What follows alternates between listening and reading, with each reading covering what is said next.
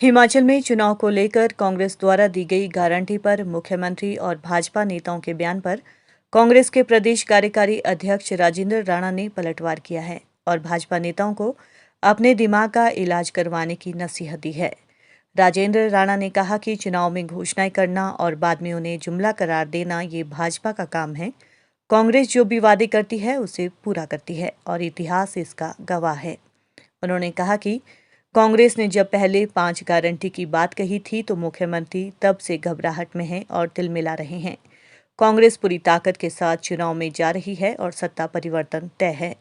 लोगों में गुस्सा है और 5 साल में लोगों को निराशा हाथ लगी है। प्रदेश में विकास हुआ नहीं है और कर्मचारियों में भी रोष है। कांग्रेस ने प्रदेश की जनता को 10 गारंटी दी है और जैसे ही सत्ता में आएगी तो पहला काम कांग्रेस ओपीएस बहाली का करेगी। कांग्रेस भाजपा की तरह जुमले नहीं बल्कि जो भी वादे कांग्रेस कर रही है उन्हें पूरा भी करेगी। अभी कांग्रेस ने गारंटी दी है, शपथ पत्र दिया है और सभी पहलुओं पर विचार करने के बाद ही जनता को ये गारंटी दी गई है। बीजेपी को यदि परेशानी है तो किसी अच्छे डॉक्टर के पास जाकर इलाज करवाएं। वहीं राणा ने मुख्यमंत्री के रिवाज बदलने के दावे पर भी तंज कसा और कहा कि 4 उपचुनाव में प्रदेश की जनता ने क्या जवाब दिया है। उपचुनाव में जनता ने ट्रेलर दिखाया है और नवंबर में पूरी पिक्चर जनता भाजपा को दिखाएगी।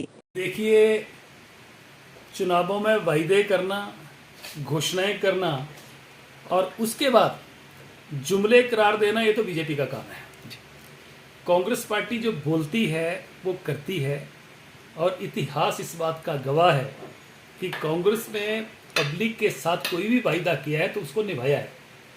और जहाँ तक प्रदेश के मुख्यमंत्री का प्रश्न है कि वो इस पे जो है वो चुटकी ले रहे हैं या टिप्पणी कर रहे हैं, मुझे लग रहा है कि जब से कांग्रेस ने पिछले कल से और उससे पहले भी 5 जो है वो घोषणाएं करी थी, उसके बाद बीजेपी और मुख्यमंत्री थोड़े कुछ घबराहट में हैं और तिलमिला रहे हैं।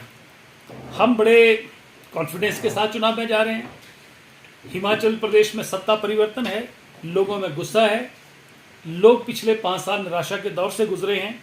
विकास थम गया है, प्रदेश कर्जे में डूबा है, कर्मचारी निराशा के दौर से गुजर रहे हैं, बेरोजगार जो हैं वो हताश हैं, उनके साथ इस सरकार ने बेईमानी करी है।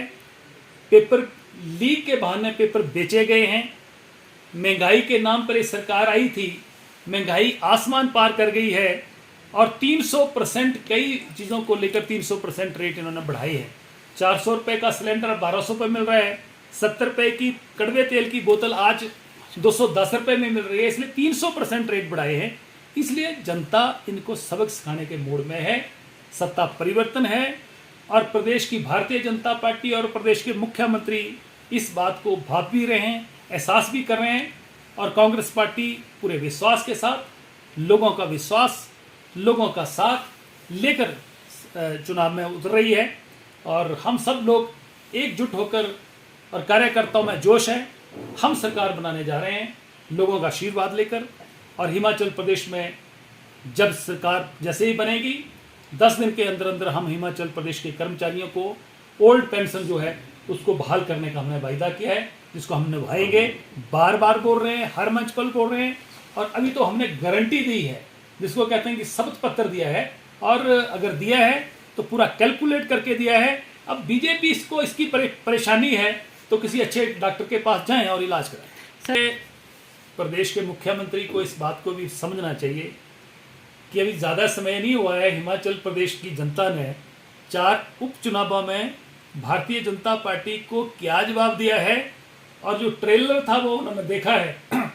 पिक्चर का इंतजार करें। नवंबर के पहले हफ्ते हिमाचल प्रदेश की जनता उनको पिक्चर दिखाने वाली है। और अगर चारों की चारों 100% जो है कांग्रेस ने जीती हैं तो लोगों का विश्वास फिर से कांग्रेस में जो है वो बना है।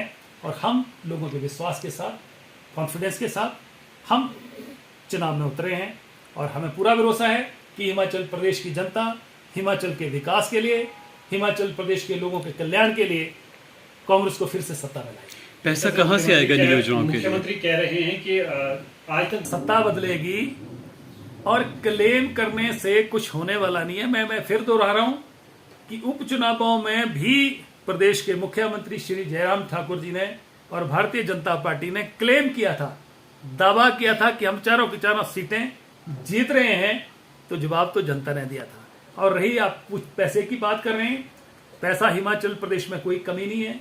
पैसा कहाँ से लाना है, पेंशन कहाँ से देनी है, इस पे कोई बहुत ज़्यादा बर्डन हिमाचल प्रदेश के एक्सचेकर पर पड़ने वाला नहीं है।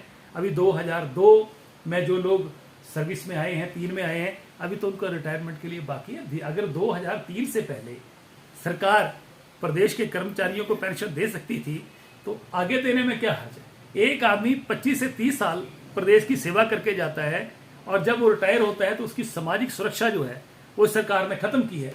मेरे चुनाव क्षेत्र में एक जेई सेवा करके नौकरी करके रिटायरमेंट हुई और न्यू पेंशन के हिसाब से उसको 1017 रुपए पेंशन लग गई। 30 रुपए रोज के 32 रुपए उसको पेंशन लग गई।